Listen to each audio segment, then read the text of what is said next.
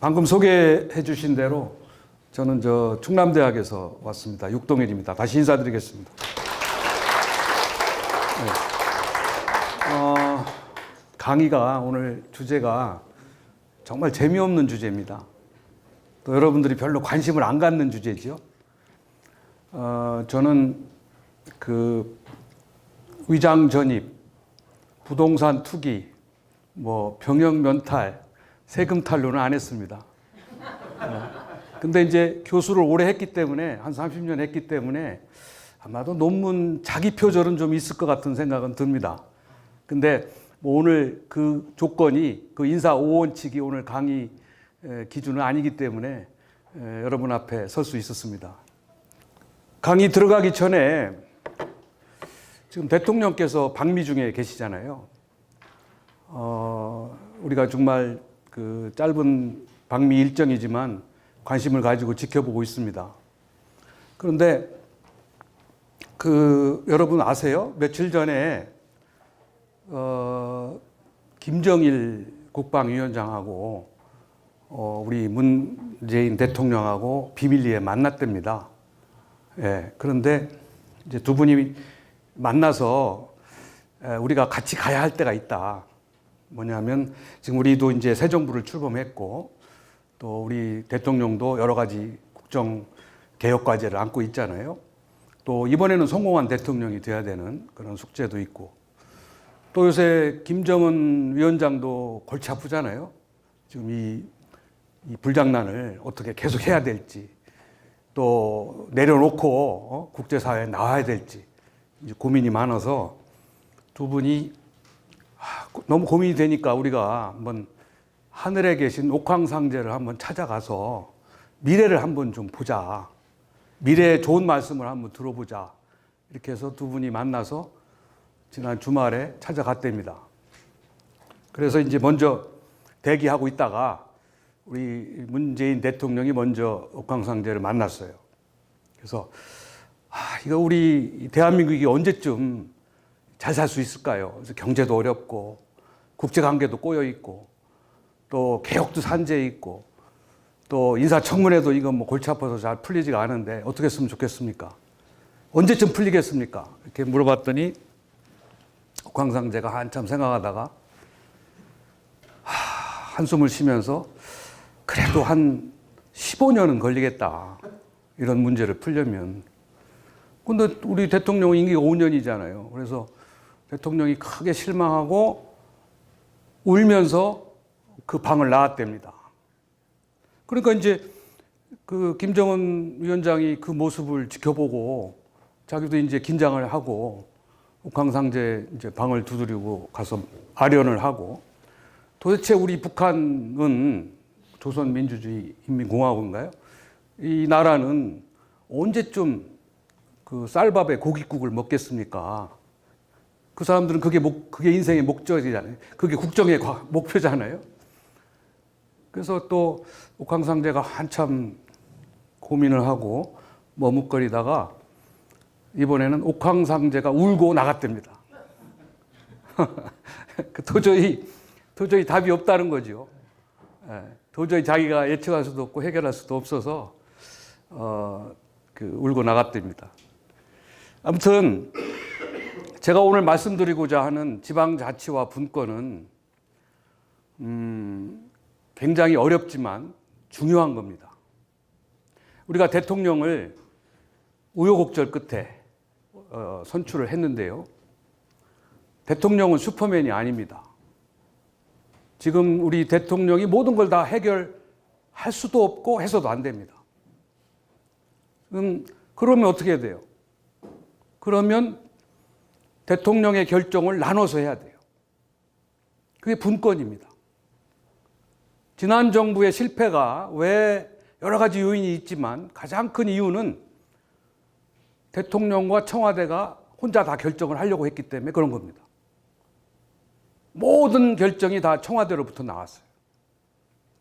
인사, 재정, 할 거 없이 전부 청와대의 허락을 받고 청와대에 로비를 하고, 심지어 세월호 사건, 메르스 사태가 터져도 다 청와대 보고하고 청와대 지시가 없으면 안 움직인 거예요.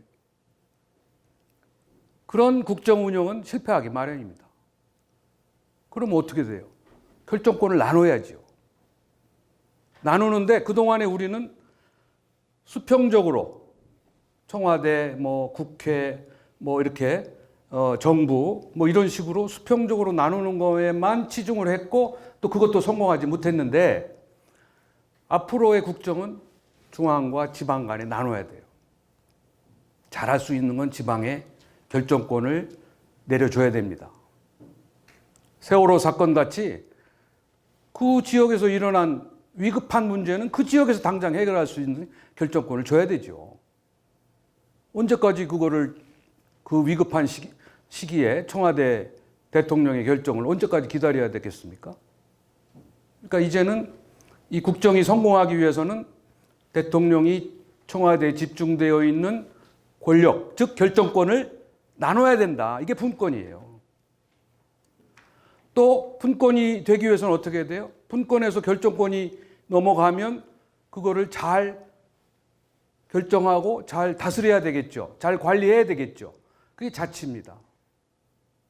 다시 말해서 앞으로의 국정이 성공해서 정말 대통령이 또는 새 정부가 지향하는 개혁과제가 성공적으로 완수될 수 있으려면 반드시 분권과 자치의 국정운영이 필요하다. 대통령이 아무리 혼자 하려고 해도 안 된다. 그건 또 실패한 대통령을 만들어낼 뿐이다. 우리 국민들도 계속해서 5년마다 이번에는 새로 대통령이 다르겠지. 이번에는 정말 우리의 기대를 충족시켜 주겠지.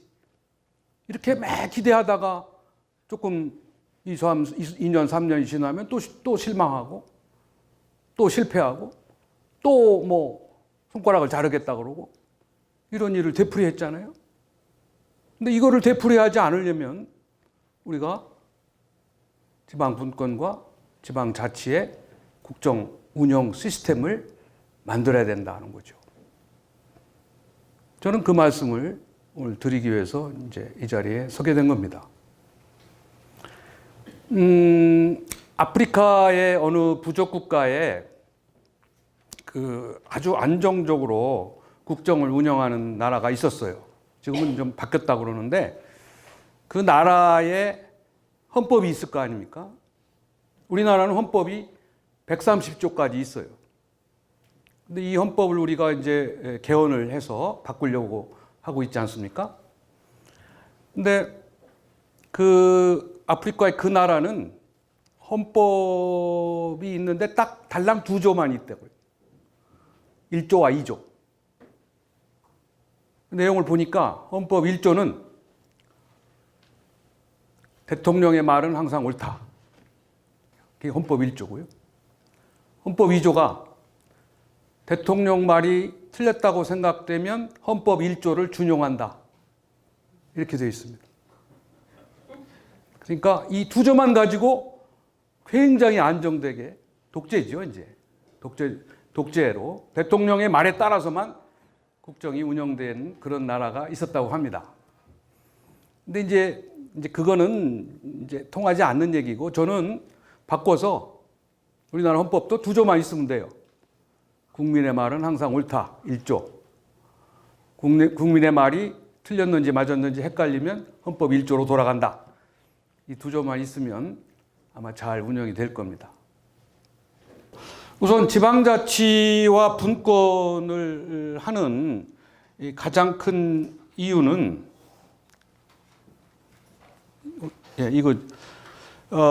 상상력과 창의력을 갖추기 위해서 그렇습니다.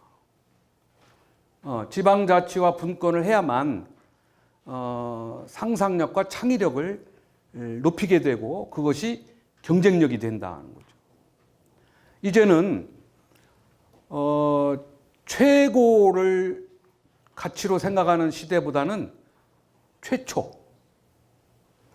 유일, 다시 말해서 베스트보다는 first, only one, 이것이 더 중요한 가치로 존중받고 있다. 최고는 항상 바뀌잖아요. 베스트는 항상 바뀌잖아요. 근데 최초로 한 거, 유일한 거는 계속 남고 경쟁력이 됩니다. 그래서 뭐 우리 서대문구도 마찬가지로 우리나라에서 또는 세계에서 최초로 또 유일하게 할 수 있는 많은 것들을 개발해야 된다. 그러니까 일반 사업도 마찬가지고 우리 이 공공 부분의 서비스나 브랜드도 마찬가지입니다. 상상력과 창의력을 이야기하는 몇 가지의 그 광고들이 있습니다. 광고들을 보면 아주 뛰어난 상상력들을 우리가 볼 수 있는데요. 잠깐만요. 예, 이 광고는 뭘 의미하는 광고일까요? 잘 모르시죠? 그 다음 페이지를 보면은 이게 바로 이 진공 청소기 광고입니다. 그래서 이렇게 강력한 흡인력을 가지고 있다 이런 거를 보여주는 거고요. 그 다음에 이거는 자동차 백밀러거든요. 근데 백밀러 거울 대신에 구두를 달아놨습니다. 그래서 이 구두는 바로 이 구두가 거울을 대신해서 뒤에 상황을 보여준다 해서 이제 구두 광택제 선전물입니다. 그 다음에 이거는 이제 아주 아름다운 그 여인인데요. 이것도 역시 마찬가지로 선텐 스프레이 선전물입니다. 이렇게 스프레이를 통해서 이렇게 그 건강하고 아름다운 여인으로 바꿔줄 수 있다는 거. 이거는 뭘까요? 이거는 어떤 범인을 체포하는 그림인데요. 수갑을 차고 있지 않죠. 그 대신 손가락을 걸어놨습니다. 떼어지지 않는. 그래서 이거는 바로 순간 접착제 선전물입니다. 그래서 손가락을 접착제로 붙여놓으면 떨어지지 않기 때문에 수갑의 역할을 할 수 있다. 이제 이런 거. 지금 여러분들은 이런 생각을 한번 해보셨습니까? 왜 내가 이 자리에 지금 와 있는가? 내가 지금 어디에 서 있는가? 이런 이제 우리가 생각을 해보게 되는데요. 이렇게 그 유명한 그 이분들은 항상 어떤 생각을 했느냐 하면은 우리가 오래 살아남고 경쟁력을 갖추려면은 뭐 머리가 좋고 뭐 힘이 세고 이런 사람보다는 항상 이 변화에 잘 적응하고 대처하는 이러한 사람들이 경쟁력을 갖고 오래 생존하게 된다. 그런 얘기들을 이 괴테나 뭐 토플러나 다윈이나 이런 사람들이 다 비슷한 얘기를 했어요. 그래서 우리는 중요한 거는 앞으로 우리가 어떤 변화를 우리가 맞이하게 될 것인가. 그 변화에 우리가 얼마만큼 잘 적응하고 대처할 것인가. 이것을 고민해 봐야 된다. 그래서 이제 조금 있다가 제가 앞으로 우리가 닥치게 될 환경 변화에 대해서 몇 가지 말씀을 드리려고 합니다. 그 중에 하나가 이제 우리가 살아왔던 20세기는 전부 중앙정부가 주도하는 시대였습니다. 중앙에서 결정하고 지방이 따라가는. 그리고 정부가 주도하는, 공무원이 주도하는, 관이 주도하는 그런 시대에 살았고요. 또 이들이 추구하는 가치도 되게 효율적인 거, 효율성, 획일성 이런 것들이죠. 그래서 이런 것들에 우리가 익숙해져 있거든요. 근데 앞으로 우리가 살아갈 21세기는 이제 중앙보다는 지방. 이게 보통 우리가 착각하는 게요. 서울은 중앙이라고 생각하잖아요. 서울은 중앙이고, 그 서울 이외에는 다 지방이다. 근데 서울도 지방입니다. 서울지방국세청, 서울지방경찰청이 있듯이 이 서대문구도 지방자치단체예요. 근데 우리가 자꾸 이제 착각하는 거는 서울은 중앙이다. 나머지는 지방이다.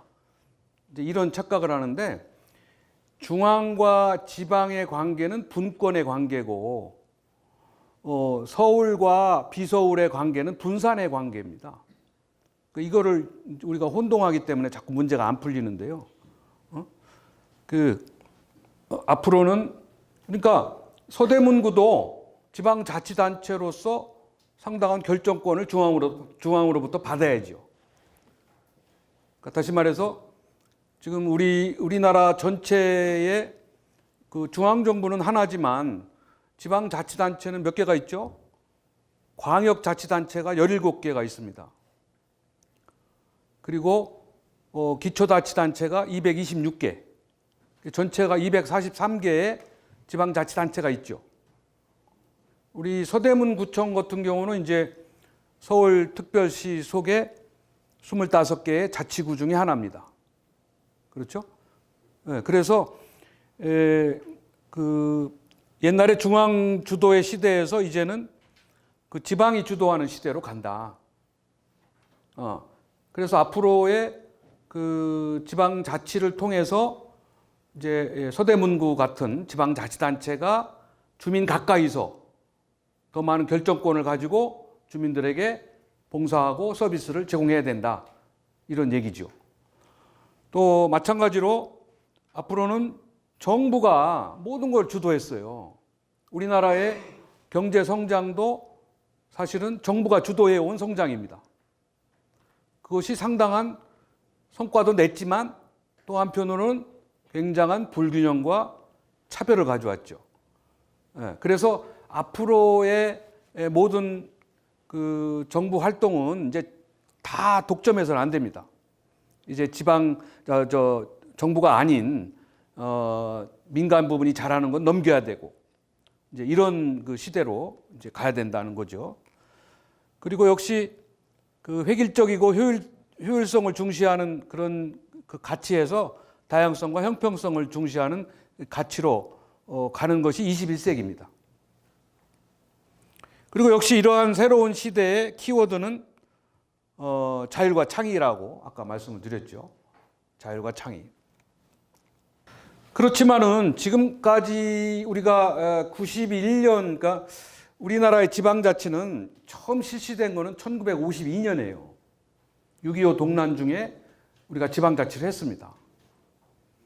근데 그때 지방자치는 그 지방자치의 본질에 충실했다기보다는 그때 자유당 정권의 어떤 그 정략적인 그 차원에서 정권을 유지하고 연장하는 그런 정략적인 차원에서 52년부터 61년까지 5.16 군사 쿠데타가 나면서 중단이 됐거든요.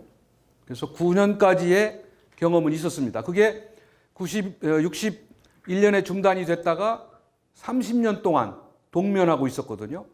30년 동안 91년까지. 그때는 이제 뭐 통일이 될 때까지 또는 뭐 지방 재정이 자립이 이루어질 때까지 이렇게 다 미루다가 91년에 지방자치가 다시 부활이 됐습니다. 91년에 지방의회가 부활이 돼서 이제 26년째가 된 거죠. 오는 7월 1일이 되면은 26년이 됩니다. 그런데 지난 25년, 26년의 지방자치를 한마디로 평가해 보면 여전히 중앙이 8, 지방이 2의 아주 그 극심한 불균형의 그 상태로 아직도 남아 있습니다. 중앙정부가 아직도 이 8개를 가지고 있어요. 10개 중에. 재정이나 인력이나 또 모든 뭐 정보나 뭐 이런 것들을 여전히 중앙이 다 쥐고 있고 지방은 아직도 20%밖에 못 갖고 있어요. 그래서 지방자치를 해서 우리가 성년이 됐지만 아직도 이할 자치밖에 못 하고 있다. 이런 비판을 받고 있는 거죠. 이거는 뭐 생략을 하고요. 요거는 좀 먼저 말씀을 드릴게요. 여러분들이 오늘 이렇게 무더운 날씨에 지방자치와 분권을 이해하고 관심을 갖기 위해 이 자리에 오신 거잖아요. 저는 이제 앞으로 우리가 평생 교육 시대에 살고 있거든요. 그러니까 평생 배워야 됩니다. 저도 오늘은 뭐 여러분 앞에서 강의를 하지만 저도 다른 데 가서는 배우고 그래요. 평생 배워야 되는데, 그러니까 배우는 목적은 새로운 지식과 정보를 얻는 것만을 생각하잖아요. 그런데 제가 한 30년 동안에 대학에서 강의를 하고 얻은 결론이 뭐냐면 우리가 가르치고 배우고 교육을 하는 목적은 이 세 가지로 생각이 되더라고요. 우리가 진정으로 배우는 거는 행복하기 위해서, 행복하게 살기 위해서 배우는 건데 그러려면 이 세 가지를 배워야 된다. 인생의 삶에 대한 열정, 그리고 겸손한 마음, 그리고 사랑. 이 세 가지를 배우는 것이 진정한 배움이다라는 것으로 제가 결론을 내리게 됐습니다. 그래서 첫 번째로 우리 삶을 우리가 이제는 굉장히 이제 오래 살잖아요. 100년을 보고 있는데 이 오랜 그 기간을 살아가는 데 있어서 이제 많은 어려움이 있다고 그래요. 우리가 보통 뭐 60세, 뭐 65세에 퇴직을 해도 남은 인생이 많잖아요. 그런데 그 긴 인생을 보다 보람 있고 의미 있게 살려면 열정적으로 살아야 되잖아요. 그 열정적으로 살려면은 끊임없이 배워야 된다. 끊임없이 배우고 끊임없이 익힘으로써 삶에 대한 진지한 열정을 갖게 된다는 거죠. 그 다음에 두 번째는 우리 사람도 이렇게 격이 있어요. 그걸 인격이라고 하잖아요. 사람을 이제 기준으로 격을 가지고 나눈단 말이에요. 근데 보통 우리가 뭐 요즘 아이들은 외모를 가지고 사람의 격을 나누기도 하지만 그건 잘못된 거고 진정한 사람의 격은 내면에 있는 교양입니다. 교양을 가지고 사람을 격을 나누는 거예요. 그런데 그 교양의 그 격은 결국은 겸손을 말합니다. 겸손. 우리가 배움으로써 겸손해지는 거예요. 배운 사람만이 겸손해질 수 있어요. 그 배운 사람의 특권이 겸손입니다. 우리가 배울수록 벼가 익을수록 고개를 숙이듯이 우리가 자꾸 배울수록 잘 모르거든요. 배울수록 겸손해지는 거다. 근데 배우지 않은 사람은 오히려 겸손할 수 있는 용기를 못 내요. 자꾸 아는 척하고 자기가 모자라니까 잘난 척하고. 그러나 배운 사람은 용기를 가지고 자기가 모르면 모른다고 그러고 이런 그 겸손을 느끼게 되죠. 그 다음에 세 번째는 사랑을 배우는 겁니다. 그 사랑의 대상은 여러 가지죠. 뭐 인간에 대한 사랑, 자연에 대한 사랑, 진리에 대한 사랑. 그러니까 우리 그 서대문구도 마찬가지로 우리 여기 공무원도 계신지 모르지만은 지역에 대한 사랑, 서대문구에 대한 사랑 없이 봉사할 수 없어요. 우리가 국가에 대한 사랑, 지역에 대한 사랑, 또 사람에 대한 사랑. 우리가 이 서대문구도 제가 비전을 보니까 사람 중심이더라고요. 모든 게 사람 중심의 구정이에요. 근데 그렇게 되려면 그 사람에 대한, 지역민에 대한 사랑이 있어야 돼요. 사랑하는 마음이. 그래서 그거는 저절로 되는 게 아니라 교육을 통해서 이루어지는 거다. 그래서 여러분들도 앞으로 이제 많은 교육에 참여를 하실 텐데, 내가 왜 여기 와 있나? 내가 뭘 배워야 되나, 이 나이에? 나하고 관계없는 거를 내가 왜 들어야 되나? 이런 회의감을 가질 때가 있거든요. 저도 마찬가지로. 그런데 그건 아닙니다. 배우는 거는 뭘 배우든지 간에 이 세 가지를 배우는 걸로 생각하면은 다 의미가 있어요. 이게 중요한 겁니다. 그래서 제가 제일 좋아하는 글귀 중에 이 실용학자, 유명한 다산 정약용 선생이 있잖아요. 목민심서를 쓰고 많은 우리에게 가르침을 준 이분의 여러 글귀 중에 제가 제일 좋아하는 글귀가 이겁니다. 자상자 인하지요, 자아자 인상지다. 그러니까 자기 자신을 자기가 스스로 높이려고 하면 남이 깎아내릴 것이고 자기를 낮추면 남이 나를 높여준다, 이런 얘기거든요. 이게 바로 겸손이에요. 겸손한 마음을 가져야 남이 나를 존중하고 제대로 평가해준다. 여기도 마찬가지입니다. 요즘에 딱 맞는 말이라고 봐요. 내로남불이라고 그러잖아요, 요새. 내가 하면 노맨스고 남이 하면 뭐 불륜이다. 이런 얘기를 요즘에 유행어처럼 하고 있는데 옛날 명심보감에도 이런 글귀가 있어요. 책인지심 책기요 서기지심 서인이라. 그러니까 남을 꾸짖으려면 그 전에 자기에게 더 꾸짖음을 더 많이 해야 되고 나를 용서하는 마음으로 남을 더 관대하게 용서해야 된다 이런 얘기입니다. 근데 우리는 지금 거꾸로죠. 자기한테는 지나치게 관대하고 남에게는 엄격한 이제 이런 그 행태들을 지금 많이 보기 때문에 이제 그런 얘기들을 많이 하는데 옛날 성인들은 이미 벌써 자기에게는 엄격해야 되고 남에게는 관대해야 된다 이런 얘기를 한 겁니다. 그리고 그 맹자의 가유삼성이라는 말이 있어요. 오래된 얘기지만은 저는 지금도 유효한 말이라고 봅니다. 이건 무슨 얘기냐면 집안이 잘 되려면은 세 가지 소리가 크게 들려야 된다. 그래서 그 세 가지 소리는 간단합니다. 해성, 이게 어린아이 해자거든요. 그래서 아기 우는 소리가 크게 들려야 된다. 이게 이제 출산율이 높아야 된다. 지금은 뭐 저출산 시대 아닙니까? 서울은 좀 다르지만 우리 그 지방 그 농촌의 경우에는 아기 울음소리가 끝인 지 오래된 지역이 많습니다. 그래서 요즘에는 지방 소멸, 뭐 인구 소멸 이런 그 얘기까지 나오고 있는 실정이거든요. 그래서 이 출산율이 높아야 그 집안이 번성하겠죠. 두 번째는 이 기성이라고 해서 이게 배틀 기자입니다. 그래서 옛날에는 배틀을 짜서 가정의 경제를 꾸려가는 거거든요. 이거는 이제 집안이 잘 되려면 집안의 경제가 잘 돌아가야 된다 그 얘기고요. 그다음 세 번째가 독성이라서 글을 읽는 소리. 이게 교육이죠.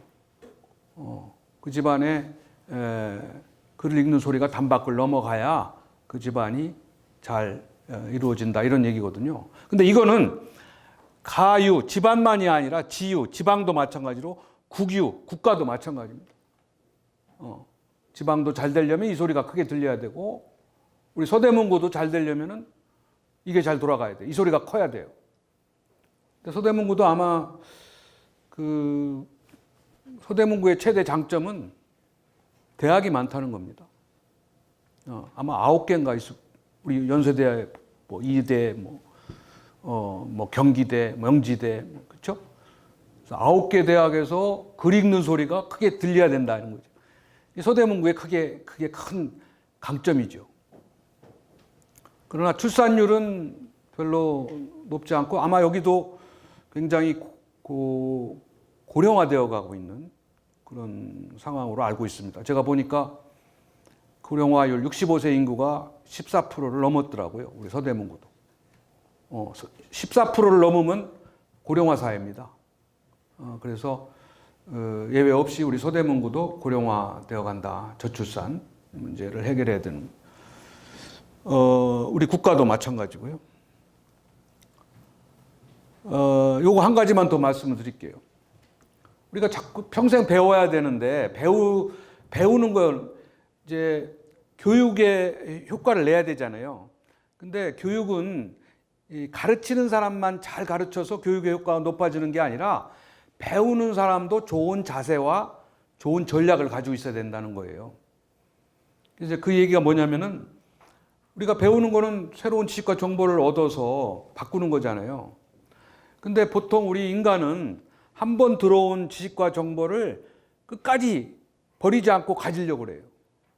그 지식과 정보가 이미 낡아서 더 쓸모가 없는데도 그걸 끝까지 붙잡고 그걸 써먹으려고 하는 습성이 있다는 거죠. 그렇게 되면 그게 어떻게 돼요? 그게 고집과 편견이 되는 거죠. 그래서 배울 때는 항상 버려야 된다는 거죠. 내가 이미 낡아 빠진 지식과 정보는 이미 과감하게 버리고 새로운 걸로 채워야 된다. 내 고집과 편견은 내려놔야 된다. 내가 사고방식을 바꿔야 된다는 거죠. 그게 더 어려운 거예요. 얻는 것보다 비우는 게 더 어렵다는 겁니다. 그래서 여러분들도 앞으로 많은 교육을 임할 때 이거를 많이 신경을 써 보시면 좋을 것 같습니다. 그리고 여기 요거 하나, 이게 보통 우리가 공자가 지지자 부여 호지자여 호지자 부여 낙지자라는 말을 했거든요. 그러니까 이제 배우는 거를 즐겨야 된다는 거예요. 그냥 뭐 배우는 거는 내가 더 출세하기 위해서, 잘 살기 위해서 뭐 이런 생각보다는 배움 자체가 즐거운 일이다. 즐거우려고 나는 배우는 거다. 배우니까 즐겁다. 이제 이런 마음을 가져야 교육 효과도 커지고 평생 교육 시대, 평생 학습 시대에 우리가 잘 살게 되고 고령화 시대에 슬기롭게 사는 길이다. 그리고 우리가 고령화 시대를 잘 사는, 뭐 웰빙도 중요하지만 웰다잉이라는 말도 하잖아요. 근데 그 중에 여러 전략 중에서 대표적인 전략 중에 하나가 교육입니다. 끊임없이 죽을 때까지 뭐 이걸 내가 써먹으려고 배우는 게 아니라 배움 자체의 즐거움을 갖기 위해서 배운다는 거죠.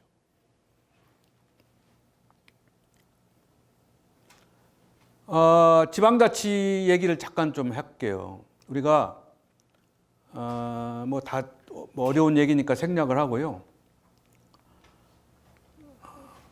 아까 말씀드린 대로 왜 지방자치를 해야 되냐, 이거에 대해서 우리 국민들, 우리 주민들이 의아스럽게 생각하는 분들이 많이 계세요. 지금도 지방자치를 한 지가 우리가 26년째가 부활된 지 26년째나 됐음에도 불구하고 지방자치를 불신하거나 지방자치에 무관심한 우리 국민들이 굉장히 많습니다. 이게 그 지방자치를 앞으로 정착시키는데 큰 걸림돌이죠. 그리고 내년에 우리가 헌법 개정을 해야 되는데 여러 요소 중에서 지방자치와 분권의 요소를 반드시 담아야 되는데 여기에는 국민적 동의가 필요하거든요. 근데 우리 국민들이 지방자치가 불필요하다고 오해하는 분들이 많이 계세요. 뭐 조그만 나라에 무슨 너무 243개의 정부가 왜 필요하냐, 243개의 지방의회가 왜 필요하냐, 낭비다. 또 지방자치가 됨으로써 너무 부패와 비리가 많아졌다. 이런 얘기를 우리 아마 공무원들도 많이 하시고 또 우리 국민들도 많이 그렇게 느끼고 계세요. 또 언론들도 그런 기사를 많이 쓰고 있습니다. 그런데 저는 오늘 지방자치가 그런 문제가 있는 것도 사실이에요.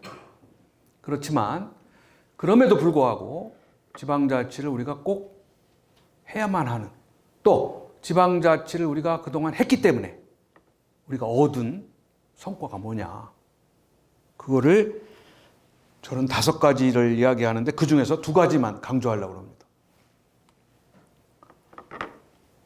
지금 지방에, 우리 지역에 서대문구의 주인이 누굽니까? 주민이죠. 주민이라고 뭐 이제는 자연스럽게 얘기합니다. 당연하죠. 그러나 지방자치가 실시되기 26년 전에는 지역의 주인은 주민이 아니었습니다. 지역의 주인은 관이에요, 관. 관이지 민은 주인이 아니에요. 관민 관계는 주정 관계였어요. 우리가 지금 지방자치가 됐기 때문에 이렇게 좋은 데 모여서 우리 주민들을 모시고 강의도 하고 또 우리 공무원들이 열심히 봉사도 하고 주민 만족을 위해서 서비스를 개발하고 아주 성실하게 노력을 한단 말이에요. 주민 만족 행정, 주민 감동 행정, 이게 구정의 목표입니다. 그거는 뭐예요? 주민이 주인이다 이거죠. 지금 구청장이 뭐 서울시장이 주인이라고는 안 하잖아요. 그게 왜 그래요? 저절로 된 겁니까? 지방자치를 했기 때문에 된 겁니다. 지방자치 안 하고는요, 그런 관계가 혁명적으로 바뀔 수가 없어요. 저절로 우리 국민들이 저절로 자치의식이 생기고 민주의식이 저절로 생겨가지고 만들어진 게 아닙니다. 지방자치 없이는 지역의 주민이 될 수가 없어요. 이게 굉장히 혁명적인 변화고 이것 때문에 지방자치를 하는 거예요. 주인 노릇을 하고 주인 대접을 받아야 돼요. 이제 아직은 주인 역할을 조금은 못하는 것이 있지만 그러나 우선은 옛날에는 우리가 지난번에 어떤 공무원이 국민은 개돼지와 같다 이런 말을 해서 우리가 분노한 적이 있습니다. 그게 여태까지의 자연스러운 사고였어요. 그 사람들의 우리 국민들을 우습게 보고 또 우습게 보였죠. 우리가 그전에는 그 민도가 낮았고 뭐 교육 수준도 낮았고 여러 가지 뭐 정보도 부족했고 근데 지금은 민간 부분이 앞서 있거든요. 그러니까 지방자치를 통해서 우리가 이제 그런 인식을 새롭게 한 겁니다. 우리나라 헌법 1조에 대한민국은 민주공화국이다. 1조 2항이 뭐예요? 모든 권력은 국민으로부터 나오고 대한민국의 주인은 국민이고 모든 권력은 국민으로부터 나온다는 게 있잖아요. 그것을 우리가 깊이 인식한 계기가 지방자치예요. 그전에는 그냥 형식적으로 있었을 뿐입니다. 그 조항이. 근데 그거를 우리가 정말 인식하고 그거를 외치고 그거를 촉구한 거는 지방자치를 했기 때문에 그런 겁니다. 두 번째, 우리가 지난 26년 동안에 얼마나 많은 일들을 겪었습니까? 돌이켜보면 우선 경제적으로는 외환위기다 무슨 IMF다 해가지고 엄청난 시련과 어려움을 겪었습니다. 그런데 어렵사리 힘들게 아직 다 해결된 건 아니지만은 그래도 풀어갔어요. 국가 부도가 된 건 아닙니다. 국가가 파산되지는 않았어요. 다른 나라처럼. 또 정치적으로는 어땠어요? 별의별 일이 다 있었거든요. 대통령이 탄핵돼서 구속되기도 했고 대통령이 자살도 하고 엄청난 정치적 혼란과 위기들을 겪었잖아요. 그럼에도 불구하고 우리나라가 대단한 것이 평화적 정권 교체를 한 거예요. 촛불을 들고 이런 그 우여곡절을 거쳐서 우리가 총칼을 들고 정권을 바꾼 게 아니라 선거, 투표를 통해서 평화적으로 정권 교체를 한 거잖아요. 우리는 지극히 당연하다고 생각하지만 이게 쉬운 일이 아닙니다. 이미 앞서서 자스민 혁명이라고 있어요. 북아프리카에서 민주주의 혁명이 일어났습니다. 튀니지에서, 이집트에서, 리비아에서. 그런 나라들은 지방자치를 하지 않은 나라들이에요. 강력한 독재자들이 국가를 통치했죠. 카다피 이런 사람들. 절대 무너지지 않을 체제라고 생각을 했죠. 왜? 오일 달러로 경제 성장도 되고 아시잖아요. 우리나라가 가서 우리 노동자가 가서 그 지하에 댐을 통로를 만들어서 수로를 만들고 물 문제를 해결해주고 이런 돈으로 한 거잖아요.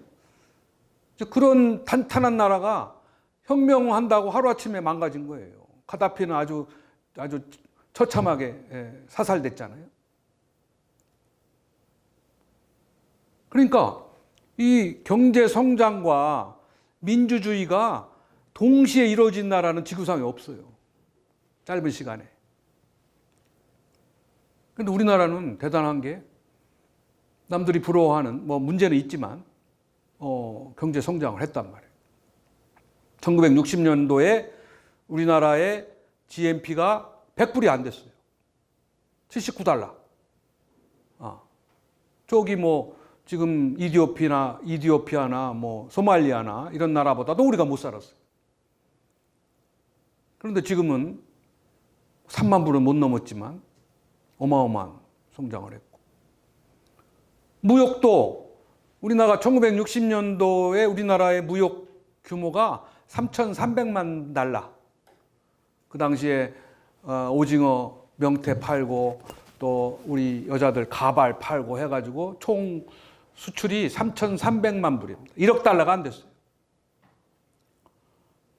근데 지금은 5천억 달러의 수출, 또 수익까지 합치면 지금 1조 달러를 넘었다. 지금은 또 조금 1조 달러가 못 미치고 있는 무역 규모 세계 8위. 이런 엄청난 성장을 했잖아요. 그럼과 동시에 우리가 어렵사리 민주화를 향해서 가고 있는 겁니다. 근데 그렇게 민주화를 향해서 가는데 이게 평화적 정권 교체가 이루어지고 뭐 이렇게 될 수 있게 된 결정적인 기반은 지방자치 때문에 그렇습니다. 지방자치 때문에.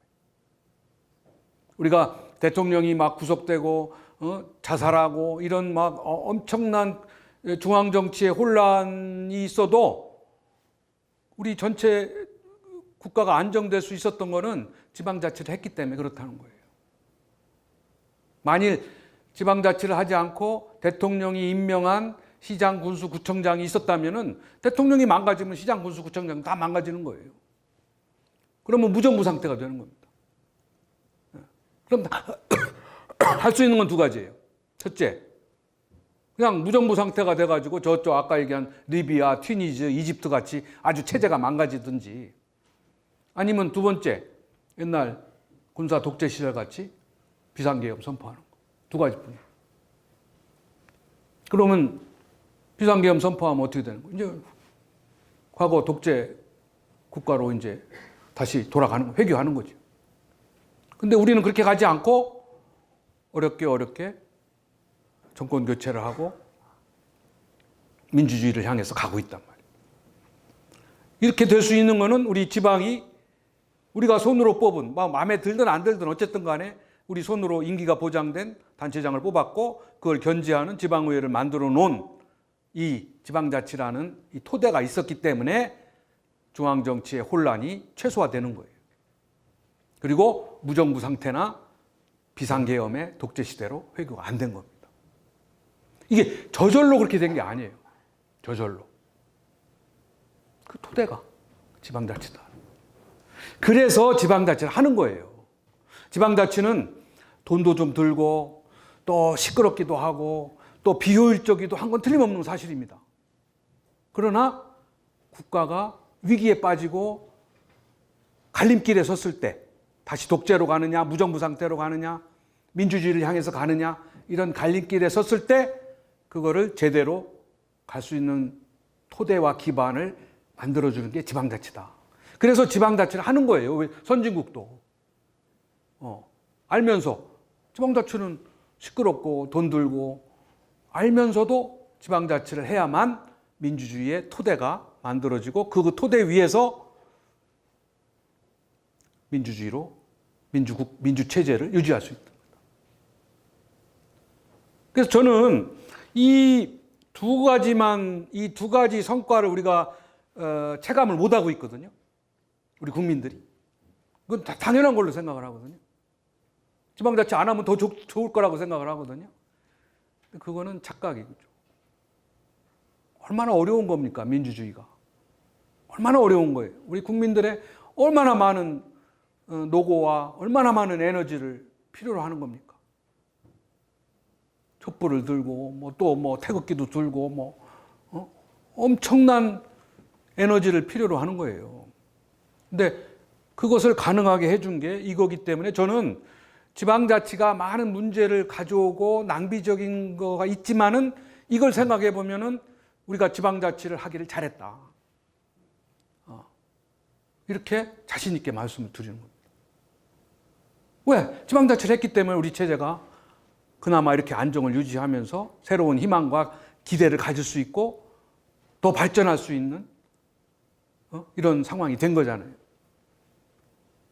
그래서 저는 이 두 가지 성과가 그동안에 제기한 많은 문제점에 들어가는 비용을 커버하고도 남을 만큼의 이득이다. 이렇게 생각을 하는 겁니다.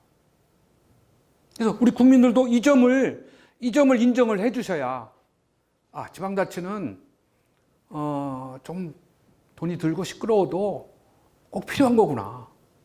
이게 인정이 돼야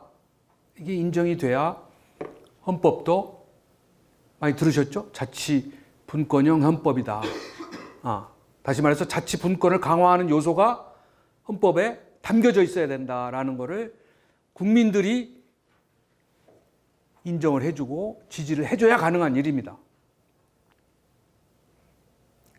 근데 그거는 이 인식이 공감대 형성이 돼야 되죠.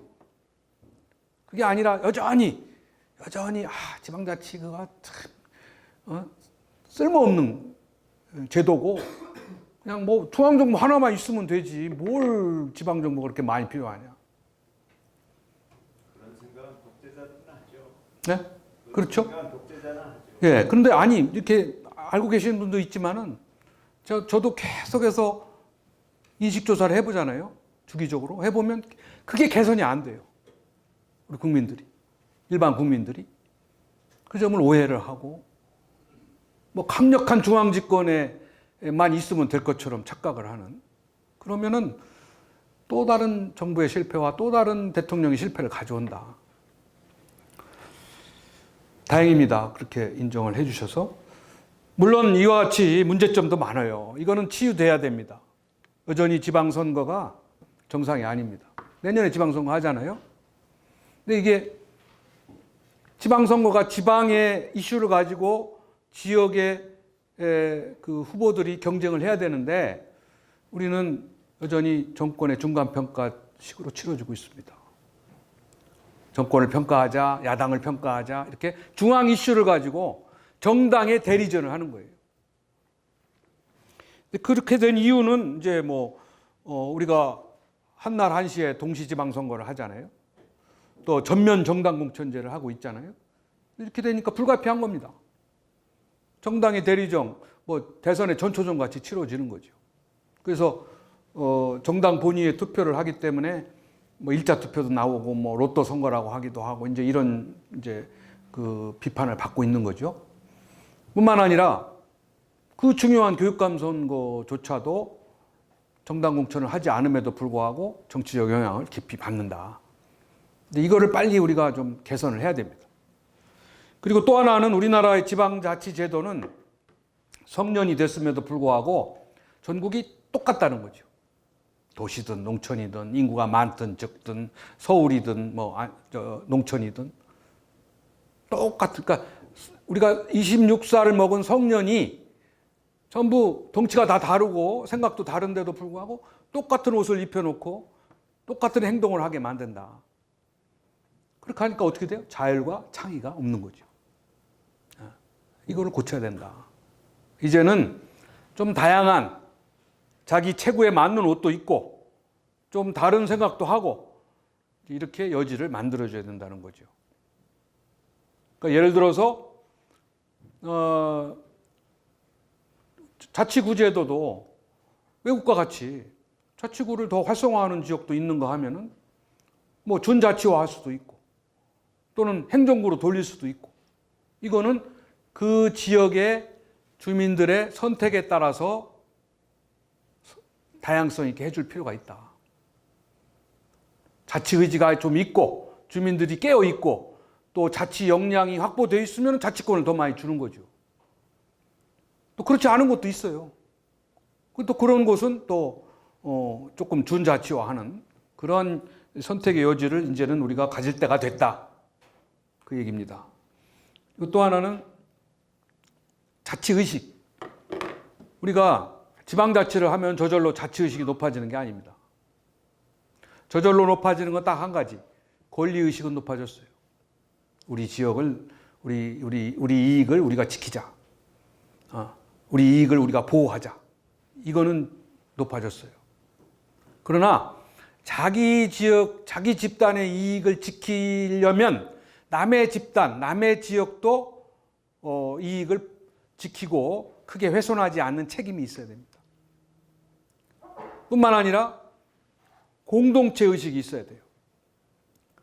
우리 지역에 대한 관심, 우리 지역에 대한 애정, 우리 지역에 대한 봉사, 이것을 해야 돼요. 그런 공동체 의식이 없으면 이 자치의식은 그냥 지역 집단 이기주의로 가죠. 권리의식만 높아지고 책임의식과 공동체의식이 높아지지 않으면 그 의식은 어떻게 돼요? 지역 집단 이기주의가 되는 겁니다. 지금 우리는 그것만 지금 가고 있어요. 그래서 책임의식과 공동체의식을 높여줄 수 있는 그러한 교육과 경험과 연습이 필요하다는 거죠. 그 다음에 이 자치단체 간의 협력을 우리가 못해요. 그렇기 때문에 굉장히 낭비적이고 비효율적이라는 평가를 받는 겁니다. 예를 들어서 우리 서대문구도 서대문구 속에서만 생각을 하죠.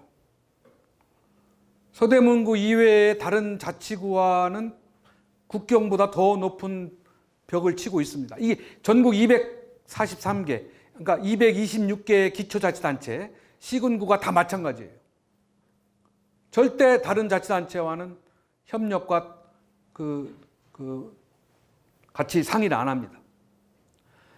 교육 문제, 교통 문제, 경제 문제, 복지 문제 다 그 자기 행정구역 속에서만 생각을 하는 거예요. 그래서 행사도 다 따로 해야 되고 시설도 다 따로 갖다 놔야 되고 다 우리도 만들어야 되고 이렇게 되는 거예요. 지금 외국은 국경을 넘어서까지 지역 간에 협력을 한단 말이에요. 또 여러분 생각해 보세요. 교통 문제가 어디 우리 구역 인위적인 행정구역 속에서만 교통 문제를 생각한다고 되겠어요? 경제 문제를 생각하면 되겠어요? 그래서 우리는 앞으로 지방자치는 인근 자치단체와 협력을 해야 된다. 같이 발전 계획도 같이 세우고 같이 상생할 수 있는 거를 같이 모색하고 같이 교류하고 어떤 거는 공동시설로 하고 어떤 행사는 공동으로 개최하고 이런 게 필요하다.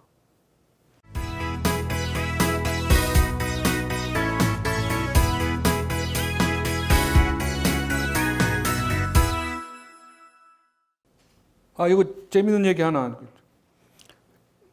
여기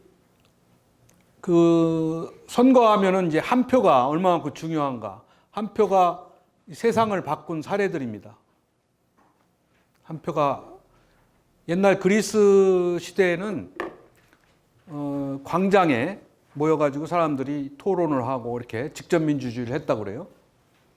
근데 어느 종교 회의에서 이 주제를 가지고 여성은 인간이냐 동물이냐 이 주제를 가지고 몇 날 며칠을 토론을 했는데 결론이 안 났답니다. 그래서 할 수 없이 투표를 했어요. 그래서 한 표 차이로 여성도 인간이다 이렇게 결정이 났다고 그래요. 만일 한 표 차이로 여성은 동물이다 라고 했다면은 또 오랜 기간 여성들이 많은 수모를 받았겠죠. 여성들은 옛날에 굉장히 부당한 대우를 받은 겁니다. 또 1776년에 미국이 독립할 때도 미국의 국어를 독어로 할까 영어로 할까 굉장히 고민을 하고 많은 토론이 있었답니다. 근데 또 결론이 안 나서 투표를 통해서 한 표 차이로 미국의 국어는 영어다 이렇게 되는. 만일 미국의 국어를 독어로 했다면 세계사가 바뀌었을 거예요. 그죠? 그 외에도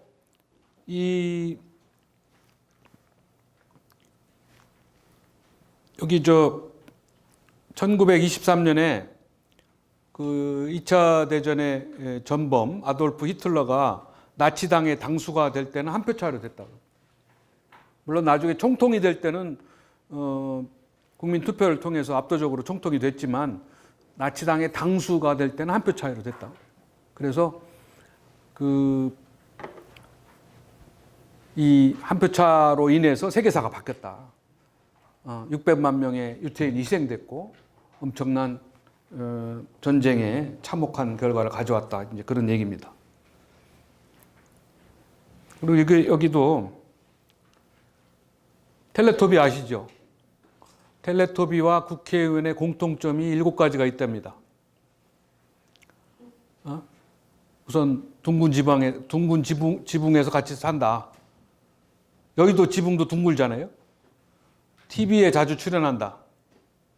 각각 색깔을 가지고 있다. 하는 일 없이 떼지어 다닌다. 똑같은 맛만 맨날 되풀이한다. 자기들끼리만 얘기하고 되게 좋아한다. 그래요? 근데 7번째는 혹시 국회의원이 오실까봐 내가 안 적어놨는데 텔레토비와 국회의원 둘 다 인간이 되기는 어렵다는 거.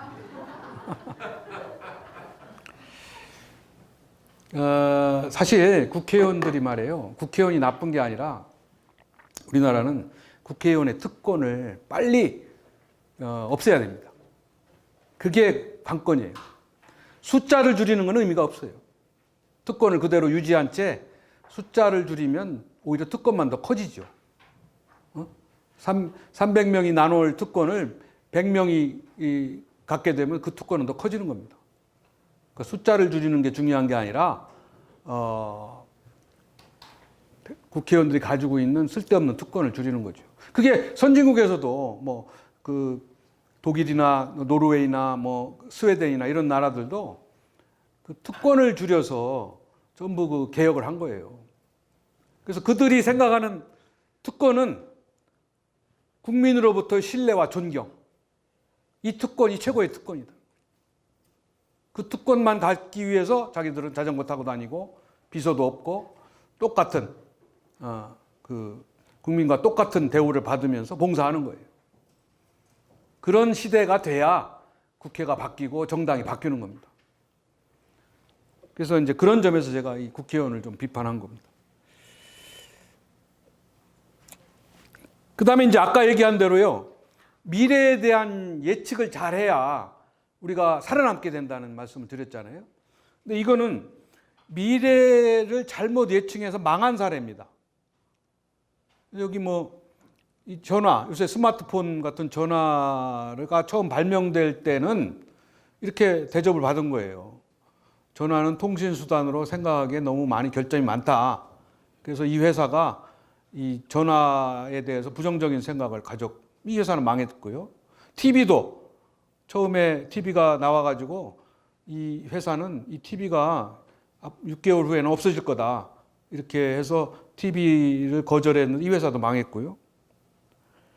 또 이 비행기의 군사적 가치를 우습게 본 이 프랑스 사령관도 전쟁의 패전에서 처참한 희생을 치렀죠. 비행기는 군사적 가치가 없다. 이런 그 잘못된 예측들이 가져온 실패 사례입니다. 그래서 우리가 여기 보시면은 우리가 지금 살아왔던 20세기와 지금 살아가고 있는 21세기는 이렇게 아주 다른 시대로 가고 있습니다. 그래서 아까 말씀드린 대로 이제는 슈퍼맨이 지배하는 시대는 지났고 이제 아바타의 시대로 간다. 우리나라도 뭐 이 초능력을 가지고 뭐 이렇게 뛰어난 사람이 끌어가는 그러한 시대는 이제 없습니다. 그런 시대를 기대해도 안 되고 그런 시대로 가도 안 된다. 이제는 다 같이 함께 소통과 참여를 통해서 가는 시대. 그리고 이제는 이성적인 시대보다는 감성적인 시대로 간다는 거고, 그다음에 넘버 원, 베스트 원보다는 온리 원, 퍼스트 원이 더 중요하다는 거. 그리고 여기에 이제 여성의 시대, 필링, 픽션, 가상 이런 그 시대로 간다. 지금 여성들이 그 결정권을 갖잖아요. 분권 중에 남성과 여성의 분권이 그전엔 남성이 독점을 하는 것 하다가 이제 여성으로 분권이 되고 있습니다. 그래서 여성들이 이제 소비 주권을 갖기 때문에 여성들에게 어필할 수 있는, 여성들이 선택할 수 있는 그런 제품을 만들지 않으면 이제는 살아남지 못한다. 그래서 여기 이제 그 휘메일 시대라고 한 이유가 여기 있습니다. 그리고 이제 여기 윤리 경영 시대로 간다는 거죠.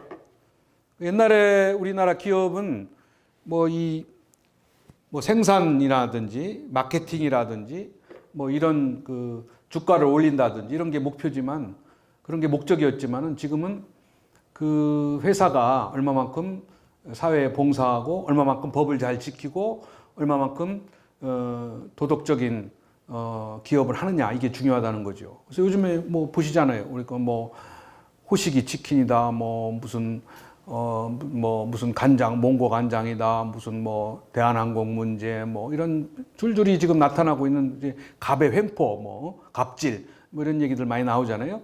옛날에는 그런 것들이 용인이 되거나 별로 그렇게 어필이 안 됐었잖아요. 이슈화가 안 됐. 근데 요새는 그러한 그 기업의 부도덕청한 행위가 이제는 엄청난 사회적인 지탄을 받을 뿐만 아니라 그 회사의 존폐가 달려있는 문제입니다. 그게 가능한 게 왜 그런지 하면은 사이버 인터넷 시대에서 그게 가능한 거예요.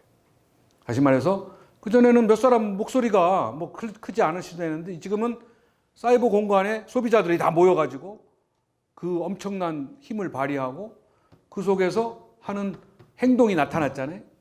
그게 뭐예요? 불매운동입니다. 불매운동.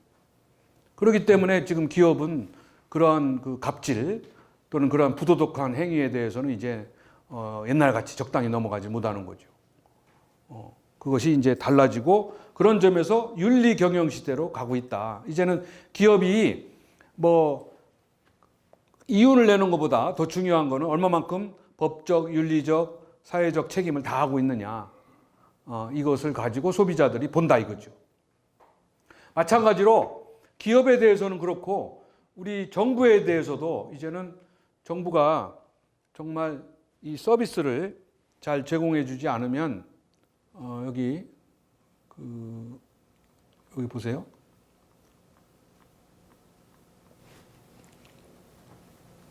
여기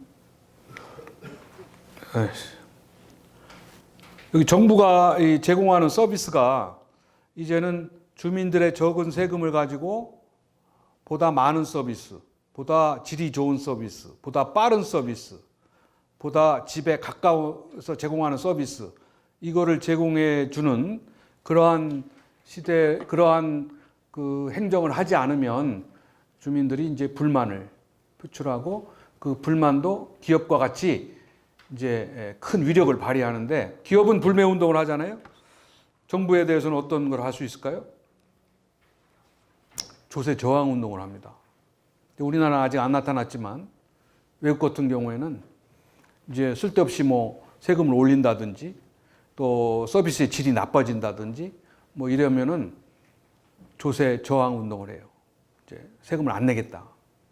이제 그런 운동이 그 정부에 대해서는 굉장한 압박이 되는 거죠. 그래서 실제로 세금을 안 내 가지고 정부가 파산도 하고 그런 것들이 이제 정부 혁신의 굉장한 계기가 되는 거죠.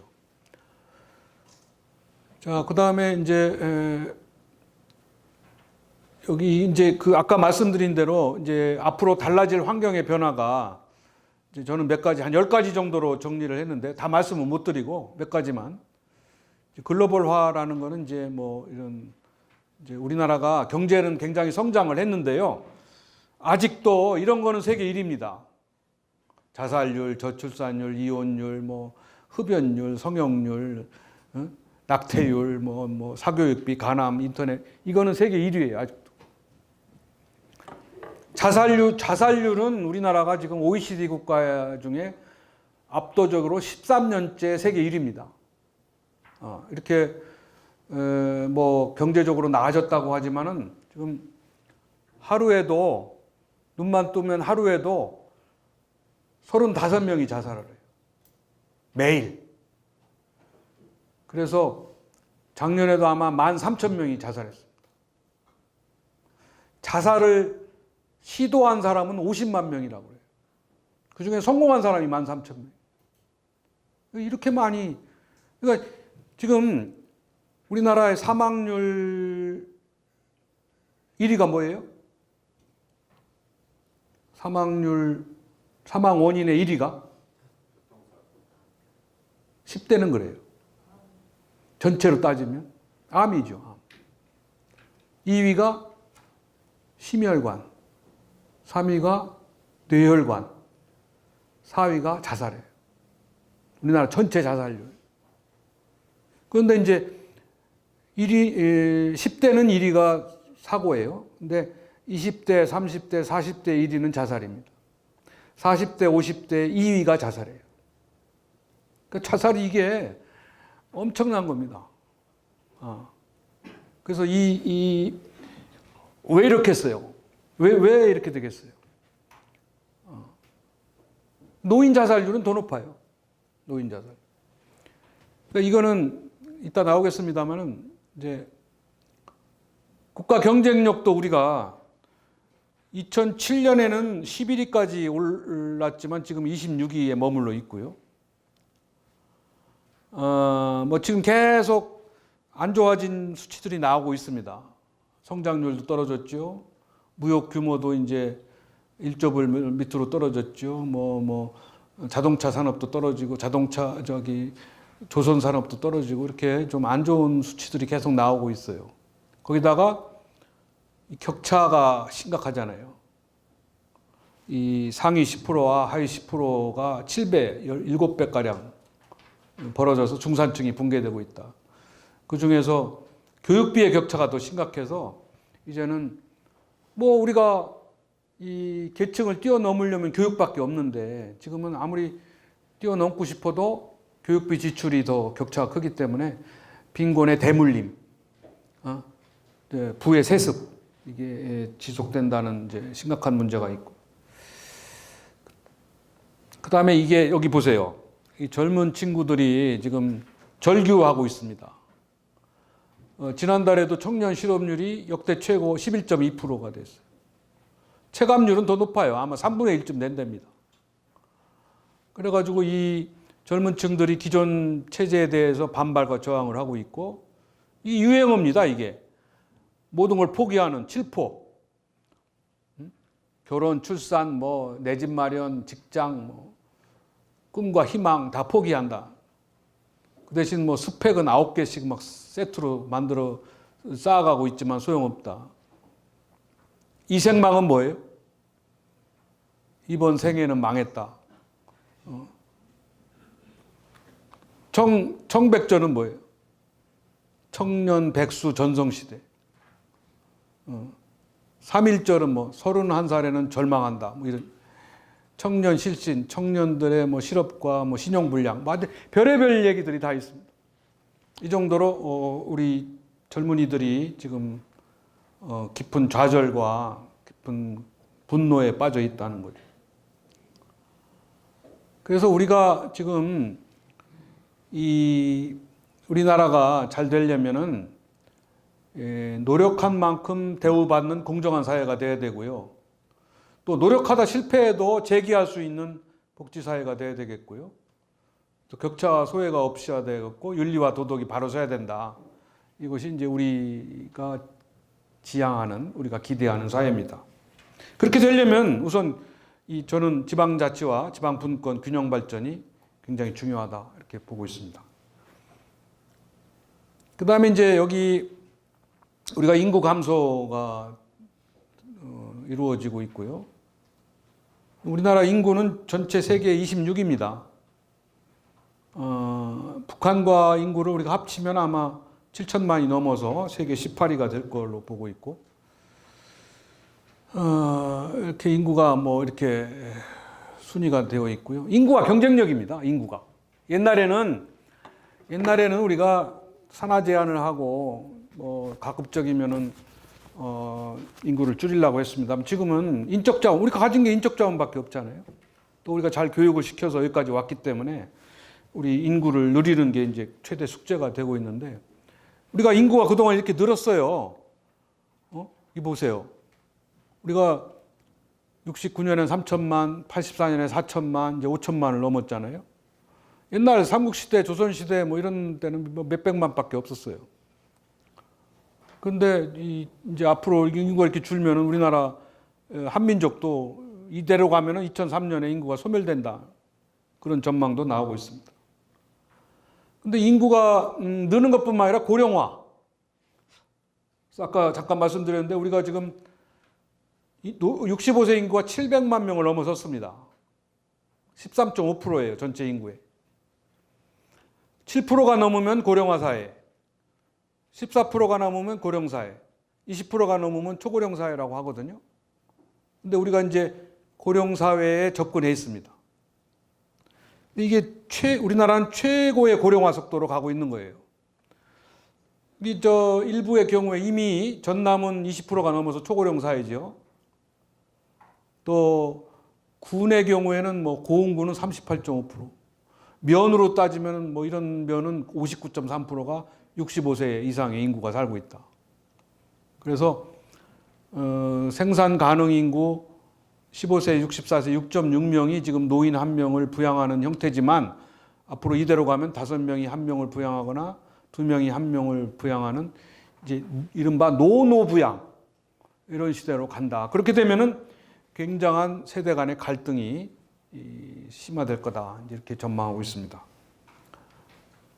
그래서 여기 보시면은 이게 고령화 속도입니다. 그동안에 프랑스 같은 데는 이 65세 인구 7%에서 14%를 거쳐서 20%로 가는데 몇 년이 걸렸어요? 150년이 걸렸어요. 여기 보시면 프랑스는 150년, 미국은 100년, 영국은 90년에 걸려서 7%에서 20%로 간 거예요.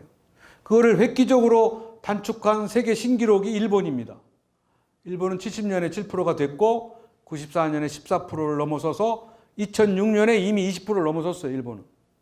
그래서 일본이 7%에서 20%로 가는데 몇 년이 걸렸냐면은 36년이 걸린 거예요. 그동안에 150년, 100년 걸리던 거를 압축해서 36년 만에 20%로 간 거예요. 그게 세계 신기록인데 우리나라는 그것도 모자라서 단축해서 지금 2018년 아마 올해 14%를 넘었을 것 같고요. 그것도 단축이 돼서 26년 되면 20%를 넘어서서 일본의 36년보다 더 10년을 단축해서 26년 만에 7%에서 20%로 간다. 이게 또 세계 신기록이죠. 근데 문제는 우리가 아무 준비가 없다. 이렇게 시간이 오래 걸려서 가면은 고민도 하고 준비도 하고 대비도 하는데 우리는 뭐 대비할 새도 없이 20%로 넘어섰기 때문에 앞으로 심각한 경제 성장의 문제, 분배의 문제, 갈등의 문제가 심각하다. 그러니까 이 고령화의 문제는 단순히 노인 문제가 아니라 경제 문제고 사회 문제고 정치 문제다. 이렇게 보시면 될 것 같고요.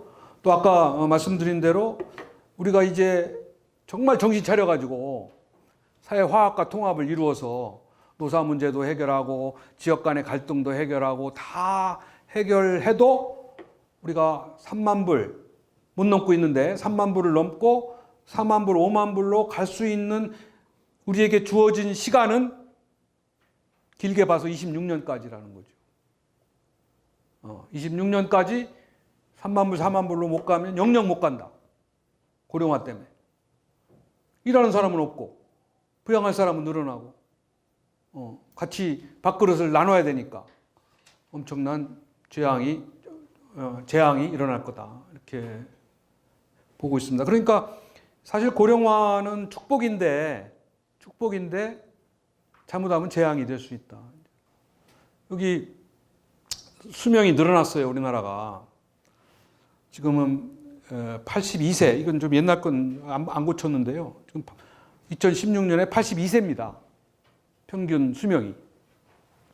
1960년도에 평균 수명이 52세예요. 딱 30년 있는 거예요. 물론 그때 52세는 유아 사망률이 높고 하니까 평균치는 떨어졌다 하더라도 어쨌거나 우리가 평균 수명이 30년 있는 거예요. 그래서 옛날에는 인생을 60으로 보고 인생 이모작으로 생각을 했거든요. 30과 30에서 60. 그래서 인생의 성공은 30에서 60을 어떻게 살았느냐에 의해서 우리가 판가름 했단 말이에요. 60 이후의 인생은 생각 안 했어요. 근데 지금은 60에서 90의 인생이 늘어난 거예요. 삼모작이 된 거예요. 인생 삼모작. 지금의 인생은 60까지의 인생이 어떻게 살았냐는 중요하지 않고 60에서 90의 인생을 어떻게 살았느냐. 이것이 눈 감을 때 내가 인생을 잘 살았다 못 살았다를 판가름하는 대상이 된다는 거죠. 따라서 우리가 옛날에 30에서 60을 잘 살기 위해서 30살까지 열심히 살았잖아요. 준비했잖아요. 공부하고 뭐 결혼하고 직장 갖고. 마찬가지로 60에서 90의 인생을 잘 살기 위해서는 30에서 60살 사이에 열심히 준비를 해야 된다. 그리고 이제 아까 저출산 문제. 우리가 지금 여성 가임 여성 이진이 1.21명밖에 안 낳는단 말이에요. 결혼해서 2명은 낳아야 유지가 되는 거 아닙니까? 근데 1.24명에서 또 줄었어요. 1.21명에서 지금 조사 대상 224개국 중 219위. 그래서 여기 보시면은 이렇게 이런 나라들은 여전히 뭐 7명씩 낳고 막 이렇게 되는데 우리는 지금 여기 이건 작년 얘기예요. 재작년 얘기예요. 작년에 1.21명이었단 말이에요. 그러니까 이렇게 저출산 국가로 우리가 전락을 했습니다. 그 대신 다민족 다문화 사회로 갔죠. 그럼 200만 명을 넘어서서 전체 인구의 4.0%가 외국인입니다. 지금 전체 결혼하는 사람들의 8쌍 중에 1쌍이 외국인과 결혼해요. 농촌에는 4쌍 중에 1쌍이 외국인과 결혼합니다. 엄청난 속도죠. 그래서 어느 지역은 지금 다민족 다문화의 2세들이 더 많은 지역도 있습니다. 학교에. 이게 이제 큰 불씨입니다. 우리나라에. 나중에 그 2세대들이 이제 학교 뭐 군에 가고 뭐 이제 이렇게 되면은 엄청난 사회적인 이제 우리가 거기에 대해서 이렇게 준비를 철저히 하지 않으면 그래서 이제 결국은 우리가 이 펭귄들이 하듯이 펭귄들이 이 추운 지방에서 이 새끼들을 말이에요. 자식들을 가운데 몰아놓고 이렇게 뺑 둘러가지고 추운 찬바람을 막아준다는 거죠. 그래서 우리도 이렇게 협동을 통해서 지방자치 문제를 해결해 나가야 된다. 지방자치가 문제가 있다고 해서 과거의 권위주의, 중앙 독재 시대로 다시 회귀하려고 해서는 안 되고 문제를 풀어서 지방자치가 활성화되어 가는 쪽으로 가야 된다는 얘기입니다. 이게 제가 잠깐 며칠 동안에 들여다본 우리 서대문구의 현실이더라고요. 서대문구도 여기 보면은 65세 인구가 노인 인구가 14.9%. 이미 고령사회로 갔죠. 고령사회. 예, 그러니까 갔고, 우리 서대문구도 여성들이 더 많이 살고 있고요. 그리고 여기 보면은 저는 이 서대문구의 최대 강점은 교육기관입니다. 교육기관. 여기 저 대학을 포함한 이 교육기관을 어떻게 잘 활용해서 정말 우리 서대문구 주민들이 그 충분한 교육적인 서비스와 혜택을 받게 해주느냐, 저는 그게 굉장히 중요하다고 생각을 합니다. 그리고 여기 이제 그 비전과 목표와 구정 기조, 저는 자치단체를 갈 때 제일 먼저 들여다보는 게 이겁니다. 얼마만큼 비전과 목표와 기조를 잘 정립해 놨고 체계화 시켜 놨느냐. 이게 굉장히 중요한데요. 뭐 잘 해놨다고 생각을 하는데 이제 문제는 이게 그냥 구호에 그쳐서는 안 되고 이게 실현이 되려면 비전, 목표, 기조, 뭐 이 전략 그리고 지표 이게 다 연계가 돼야 돼요. 그래서 실제적으로 그게 현실화될 수 있는 거를 체크를 해야 되거든요. 근데 이제 그 보통 여기 보면은 이제 다 이렇게 뭐 이렇게 사람 중심으로 여기를 추진 방향을 정해놓긴 정해놨는데 그렇게 뭐 깊이 연계되어 있는 것 같지는 않다라는 느낌은 가졌습니다, 제가. 그리고 이제 이거를 어떻게 달성하느냐는 성과 지표가 잘 개발이 돼서 그것이 체크가 돼야 되겠죠. 그리고 또 하나는 여기 보시면 서대문만에 가지고 있는 장점과 특징이 안 나타나고 있다는 거죠. 이게 비슷한 이야기를 하고 있는 지역이 많습니다. 그러니까 이것만 가지고는 이게 서대문이구나 라는 생각은 안 들죠. 그러면 그거는 좋은 비전과 목표는 아닙니다. 객관적으로 말씀을 드려서. 그러니까 아까 말씀드린 서대문만의 only one. 그게 뭐냐? 그리고 사람 중심이라는 게 뭘 의미하는 거냐? 이런 추상적인 구호 말고 왜 사람 중심이고 왜 어떤 거냐라는 것을 잘 아직은 표현을 못 해주고 있다. 저는 그런 느낌을 받았습니다. 이게 서대문이다라는 생각을 안 드는 거죠. 그래서 여기 말씀드린 대로 이 서대문구의 미래상과 목표를 계속해서 재정립해 나가야 됩니다. 그러려면은 이게 구청장이나 공무원들의 생각이 아니라 지역민의 의사와 아이디어가 계속 투입이 돼야 된다는 거죠. 그래서 비전은 혼자 꾸는 꿈이 아니라 같이 꾸는 꿈입니다. 주민과 같이 꾸는 꿈. 그게 비전이에요. 그러니까 이거에 굉장히 신경을 써야 된다. 그리고 아까 말씀드린 대로 평가 지표가 반드시 연계돼서 비전, 목표, 전략, 프로그램, 성과 지표가 연계돼야 된다. 그런 얘기고요. 그리고 이제 이렇게 지역의 미래 비전이 현실화되기 위해서는 이런 노력들이 필요합니다. 집행부의 노력만 가지고 아니고 의회, 지역 주민, 또 우리 출향인 서대문구에 고향을 두고 있는 이런 출향인들에 대해서도 네트워크를 만들어야 된다. 그런 얘기. 그리고 우리 서대문구민들도 단합과 통합, 그 전에 관심과 참여가 있어야 되겠죠. 그래서 이렇게 이런 거를 이제 우리 용어로는 가버넌스라고 합니다. 그래서 지자체가 옛날에는 정부 혼자 끌고 가려고 하는 시대에서 이제는 이런 다양한 집단과 네트워크를 가지고 같이 문제를 풀어가야 된다. 그런 얘기입니다. 그리고 이제 협력을 해야 된다는 얘기고요. 그리고 저는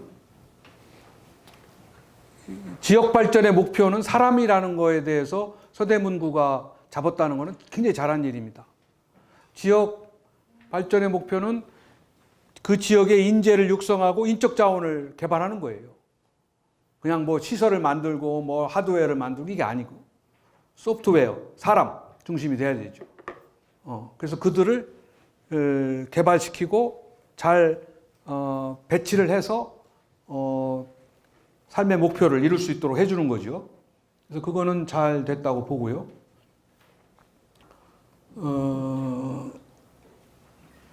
여기 뭐 생략을 하고요. 이제 결론적으로 말씀드려서 여러 얘기를 말씀을 드렸지만 지방자치와 분권은 그렇게 쉬운 일이 아니고요. 그 중앙이 지방에게 시해해 주는 게 아닙니다. 지방이 이제는 지방자치를 해야 되기 때문에 우리가 가지고 있는 기득권, 결정권을 지방에 이제 넘겨줘야 되겠다. 이렇게 해서 넘겨준 나라는 없어요. 다 기득권과 결정권을 안 놓치려고 그래요. 안 주려고 그래요. 그거를 쟁취하고 뺏어오는 게 지방자치입니다. 그래서 그거는 결국은 우리 지역 주민들이 단합과 통합을 하고 촉구를 해야 되죠. 그런 것이 이제 우리가 앞으로 해야 할 일이다. 그런 점에서 이제 중앙의 인식도 바뀌어야 되고 주민들의 인식도 바뀌어야 된다. 그리고 뭐 지방 선거도 달라져야 되고 그래서 지방자치가 제대로 살아야 지역이 살고 우리 지역이 살아야 대한민국이 산다라는 모토를 우리가 반드시 이번 새 정부에서는 달성을 해야 된다. 그런 생각이고요. 그리고 지역 발전은 공무원이나 뭐 구청장이 하는 게 아니에요. 뭐 교수도 할 수 있고 지역 정치인도 할 수 있고 지역의 평범한 일반 소녀도 아이디어를 내고 또 그렇게 해서 참여를 해서 할 수 있는 일입니다. 또 여러분들이 자원봉사를 즐기면서 할 줄 알아야 되는 거죠. 그런 것도 필요하다는 거죠. 그래서 결론적으로 우리가 이 주민자치가 이루어지고 그것을 통해서 지방자치가 활성화되고 또 지방자치를 통해서 지역이 활성화되는 이제 그러한 것들이 필요하다는 것을 이제 끝으로 말씀을 드리고 정리를 하도록 하겠습니다. 제가 뭐 내용은 많이 준비했는데 시간에 쫓기다 보니까 다 말씀을 못 드렸습니다. 다시 한번 대타로 와서 이렇게 여러분들이 많이 경청해 주시고 또 진지하게 제 강의를 들어주셔서 대단히 고맙습니다. 감사합니다.